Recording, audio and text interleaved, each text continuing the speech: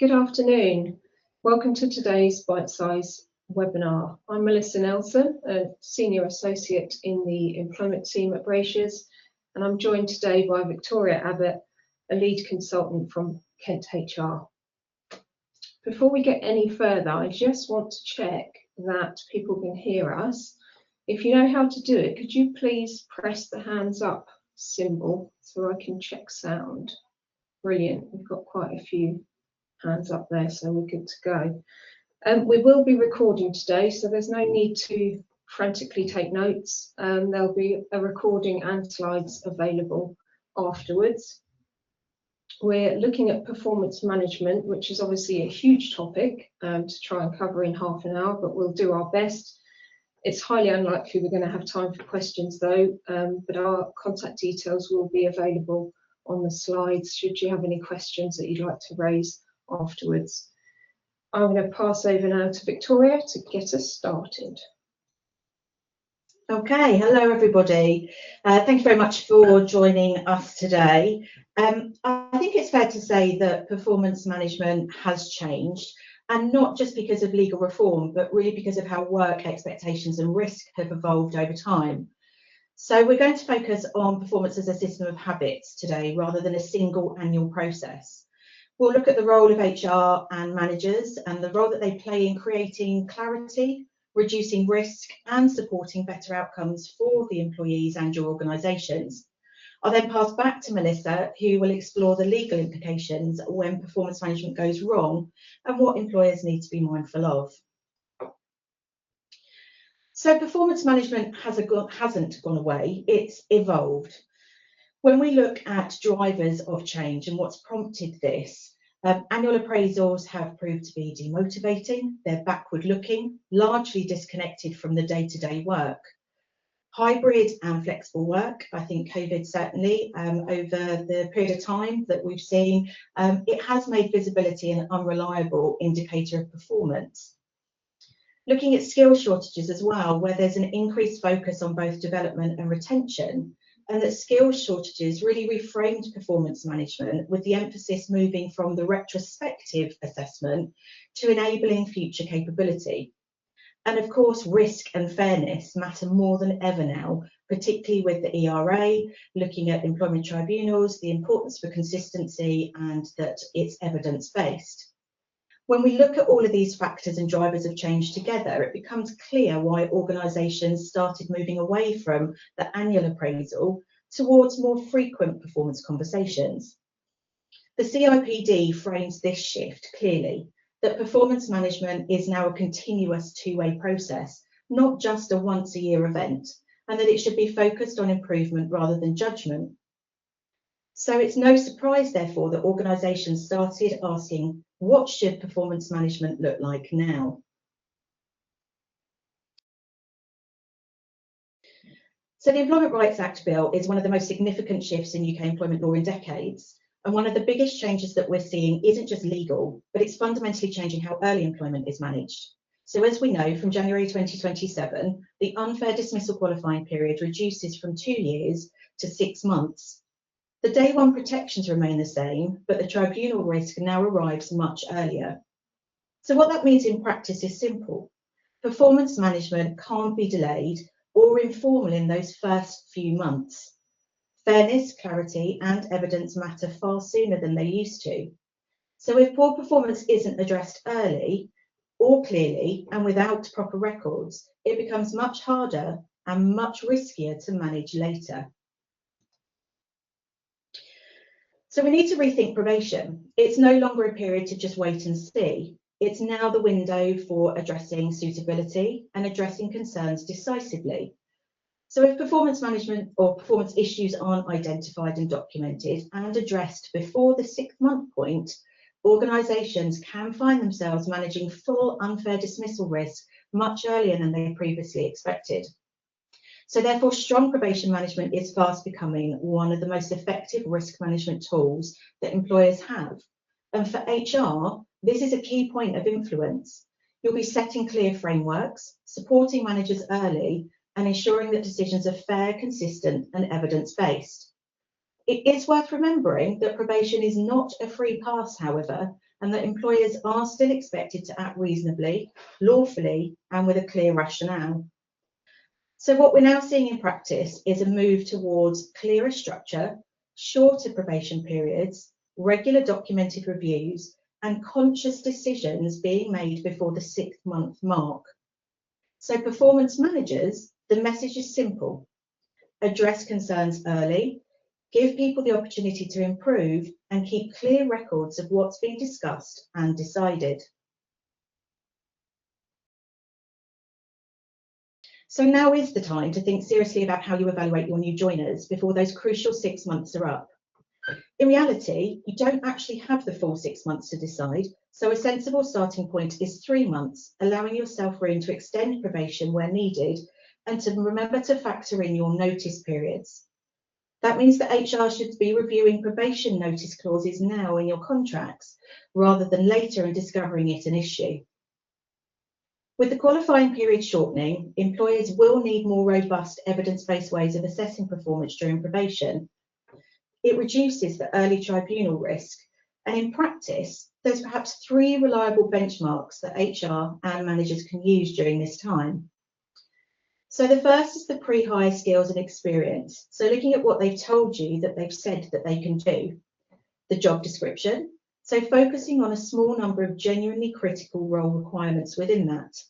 And also the onboarding support and training that you are providing and what should be achievable.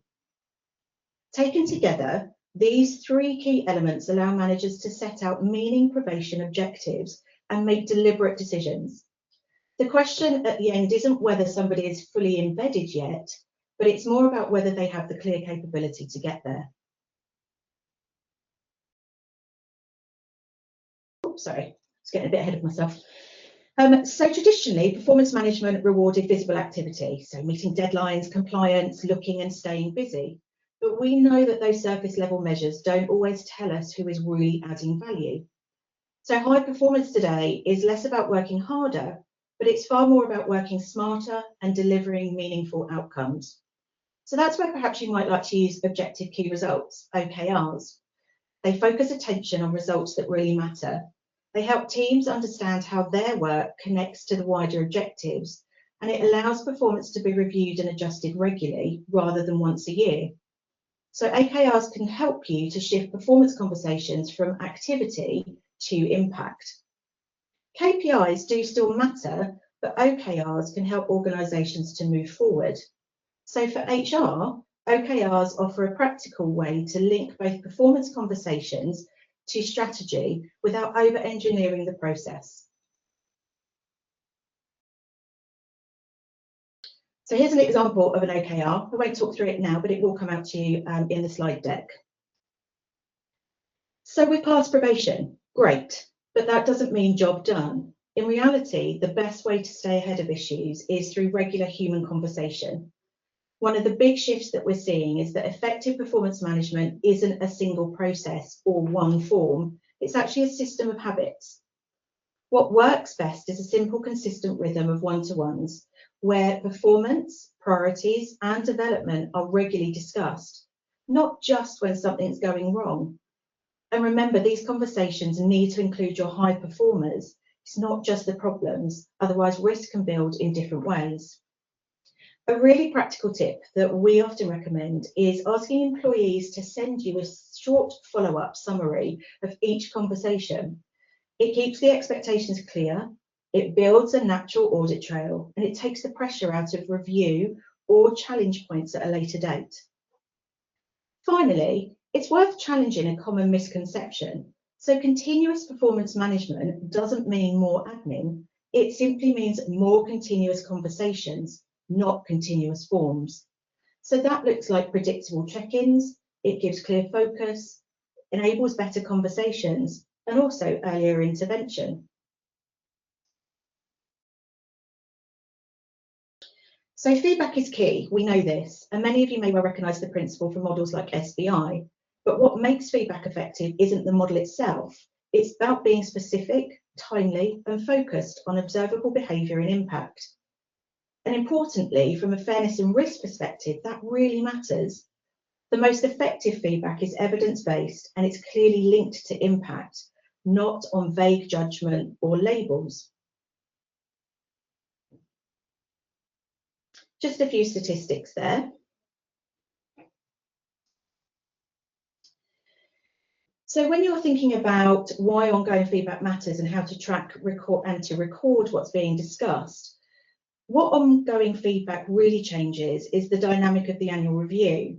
So instead of being emotive or surprising, it simply becomes a confirmation of conversations that have already been had. So for HR, that's critical, especially where ratings can affect reward. It's the difference between a defensible decision and a difficult conversation. So when we think about what makes a really great review and we think around performance, and we talk about a shift away from perhaps static goals and towards more dynamic objectives and outcomes.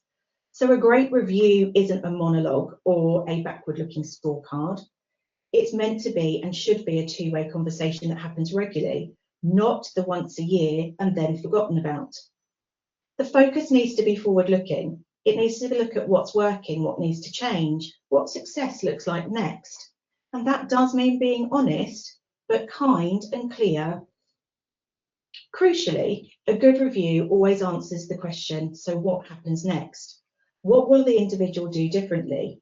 What will the manager do differently? And that's where reviews move from both reflection and then on to action. And when reviews are anchored to OKRs, to values, to expected behaviours, performance feels consistent, it's fair, and it's also connected to the wider organisation and becomes less personal or subjective.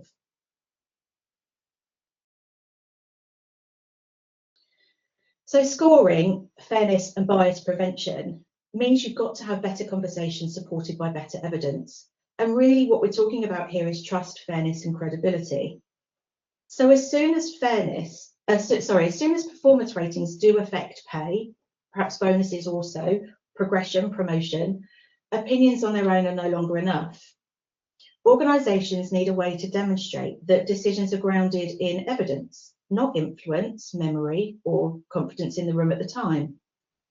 So scoring frameworks aren't there to replace conversations, they're there to anchor them. They give managers a shared language, they help reduce bias, they create consistency across teams. And from an HR perspective, the transparency piece is just as important. People don't have to actually like the outcome to accept it, but they do need to understand what was measured, why it mattered, who was involved, and how those decisions were reached. When the framework is clear and the evidence is built up over time, performance conversations should become calmer, fairer, and if necessary, far more defensible. But what happens when performance doesn't match expectations? When performance falls short? So that's when clarity really matters. The question isn't just what's happening, it's also what kind of issue are you dealing with? One of the biggest risks in performance management isn't having the difficult conversation, it's having the wrong conversation. So poor performance is usually about can't, not yet, or need support. So things like a skills gap, inexperience, lack of clarity, or perhaps capacity issues. Whereas misconduct, on the other hand, is about won't, shouldn't, or choosing not to. So for example, policy breaches, behavioural issues, or deliberate actions.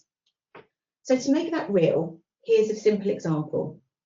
Someone's missing deadlines because they don't yet understand the systems, the role expectations haven't been clear, or they're overloaded. That's a performance issue. So with the right support and clarity, it could well improve. But if someone understands the expectations, they have the capability and they repeatedly choose not to follow an agreed process, or perhaps they behave inappropriately, that's likely misconduct. So a helpful rule of thumb is this. If the issue could realistically improve with the right support, it's probably performance. If it wouldn't, it's more likely to be misconduct. But this is where modern performance management really does help.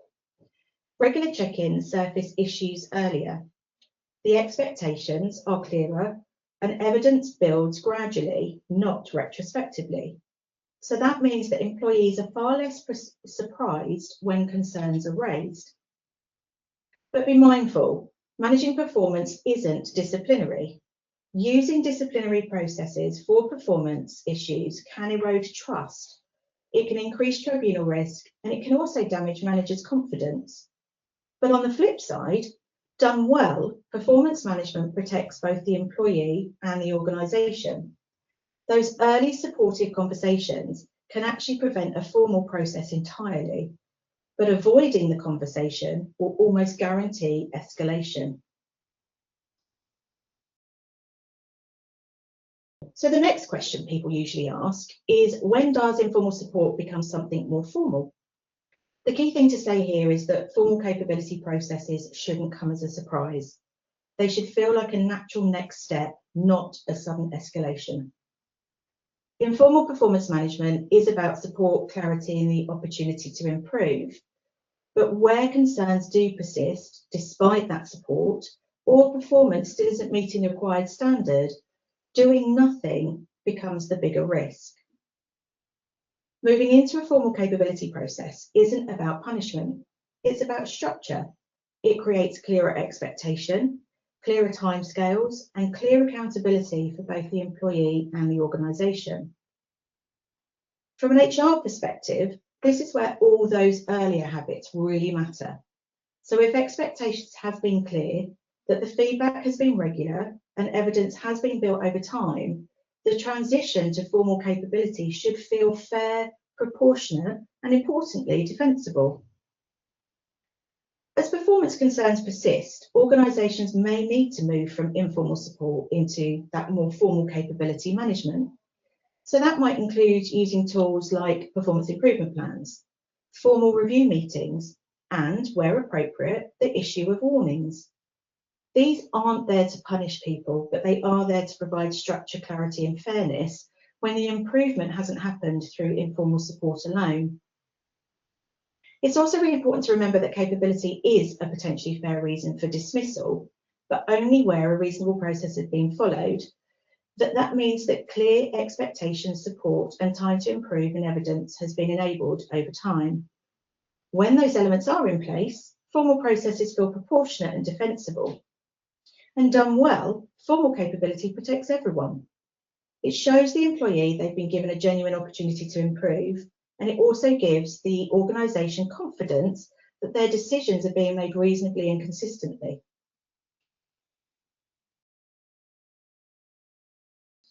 So what tools can you use to support performance? And really, it's managers that make performance management happen. And one thing it is important to say clearly is that your performance system is only ever as good as your managers. So tools themselves don't manage performance, people do. And the most common issues that we see aren't about intent, they're potentially about confidence. So managers avoiding those difficult conversations, perhaps being overkind for too long, or where you have managers taking very different approaches across teams. So the role of tools and frameworks is to remove that friction. It's to give managers clarity, consistency, and the confidence to act early rather than to delay or put things off. So essentially, when managers are supported to have those structured, proportionate conversations, the performance issues are far less likely to escalate. So from HR's perspective, HR's role here isn't to own every performance issue, but it is more about enabling managers to handle them well. So that means building confidence. And in doing so, you're providing clear frameworks and policies, and that you're stepping in early when risk starts to appear, ideally not once things have already gone wrong. And I think escalation is where HR can really add value. So it's managers that bring the experience of the individual in the role, but HR brings judgment and it brings consistency and a wider lens. And when those two things work together, performance issues are handled earlier more fairly, and again with far less risk for everyone involved.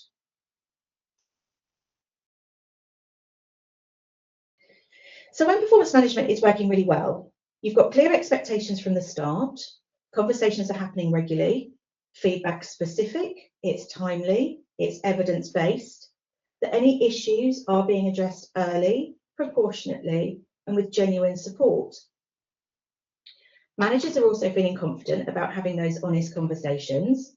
Employees understand where they stand, and HR isn't stepping in late to fix avoidable problems. It's there to enable consistency and fairness throughout.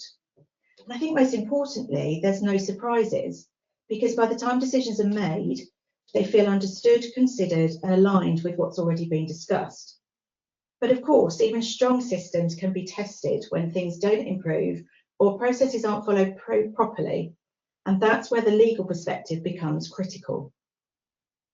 I'm going to hand over to my colleague Melissa, who's going to now talk you through the legal implications of when performance management goes wrong, and also as organisations what you need to be mindful of to remain fair, consistent and defensible.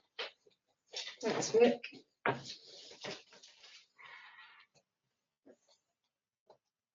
So, turning to the law and dismissals, capability is a potentially fair reason for dismissal. As I'm sure you're all aware, there are 5 potentially fair reasons: conduct, capability, redundancy, breach of statutory restrictions, and the catch-all, some other substantial reason. So the reason for dismissal will fall into capability if it relates to the capability or qualifications of the employee for performing work of the kind which he was employed by the employer to do. This is further broken down by section 98.3 into definitions of capability and qualifications. So we're talking, or have talked today, really about performance in the sense of aptitude and skills, as opposed to somebody poorly performing because of health.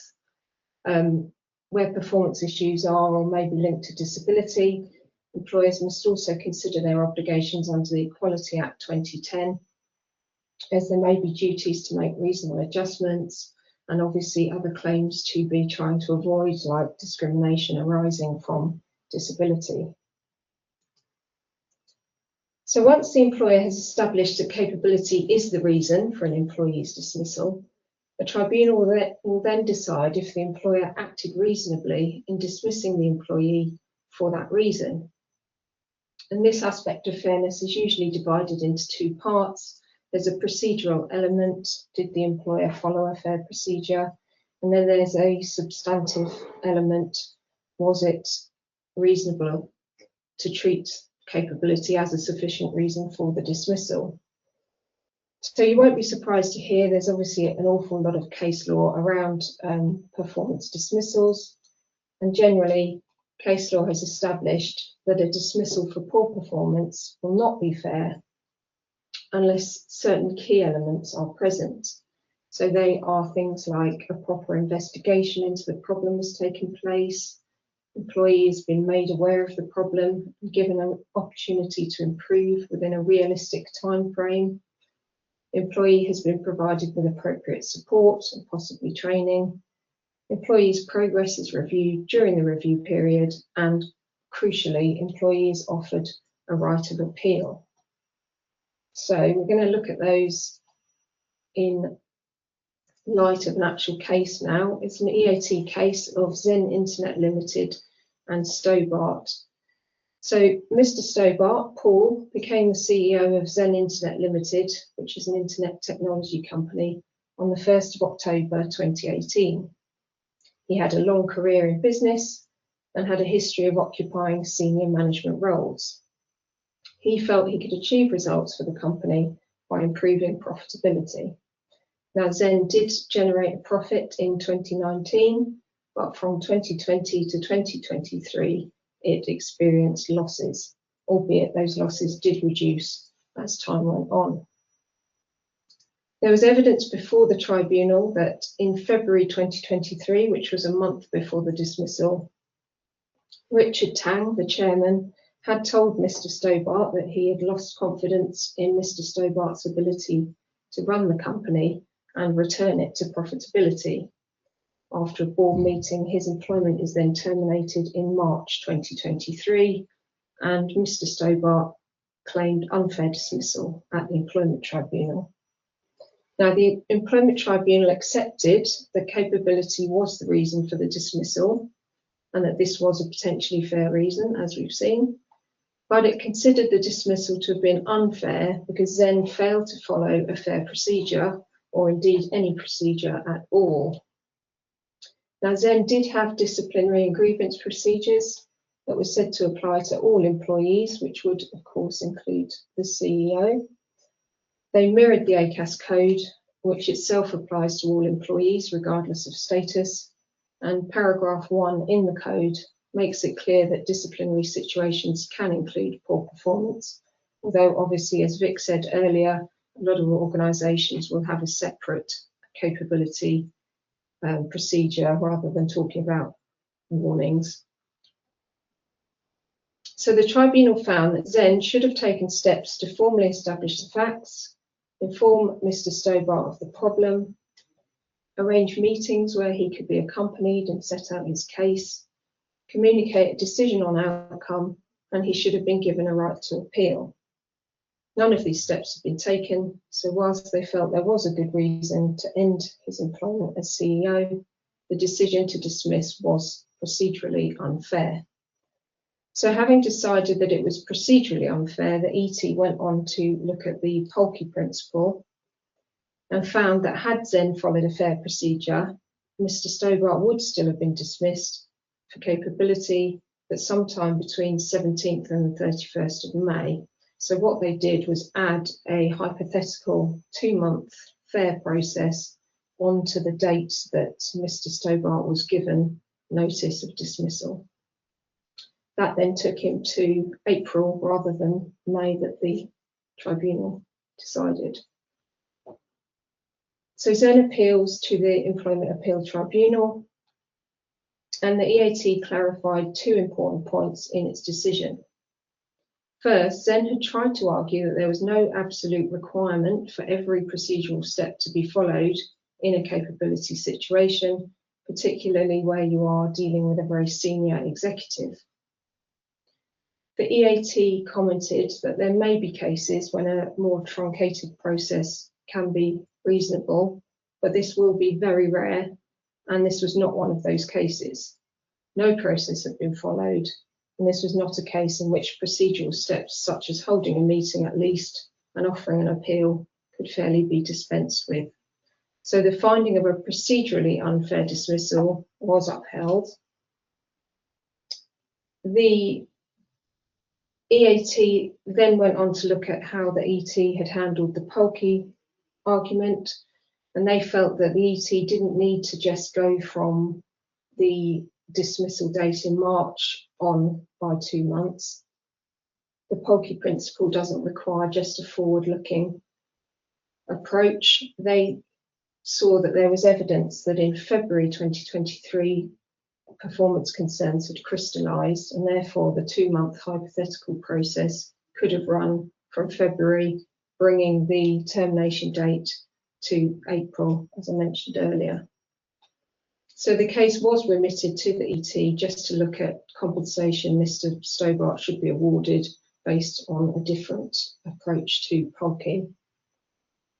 The key takeaways of the case then: importance of documenting performance concerns. So Zen was able to demonstrate that it had the genuine performance concerns from February 2023 because there were lots of records of one-to-ones held between Mr. Tang and Mr. Stobart, at which Mr. Tang was saying the lack of profitability is a concern. So that helped both with Zen demonstrating that capability was the real reason for dismissal, and it also helped them with that Polke argument saying that the hypothetical process could have run from an earlier date. It obviously also reiterates the importance of following a fair and reasonable process. As a starting point, policies should at least be consistent with ACAS code, although obviously a lot of policies in practice go further than that. You are allowed to be flexible. It doesn't have to just be a tick box exercise, but if you are going to diverge from a policy, then you still need to make sure that your performance management overall is fair. And if you do diverge from a policy, then perhaps document the rationale for doing so. And again, not to forget the allowing a right to appeal. That's crucial to fairness, and it may actually allow the organisation to correct any earlier procedural flaws. So just a few comments on tribunal claims before we end, because I'm conscious it is now 1:30. Tribunal claims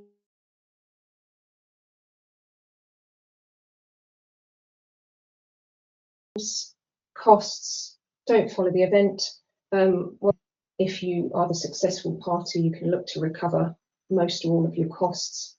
That just isn't the case in tribunal. It's very rare to get costs back. So it can be a very expensive process to defend claims, basically, because even if you win, you're not going to recover your costs. And if you lose, then obviously you've got the compensation plus the costs. There's also the risk of reputational damage with ET claims.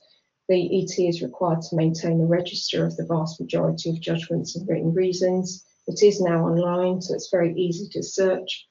And all judgments and reasons since February 2017 are available on there.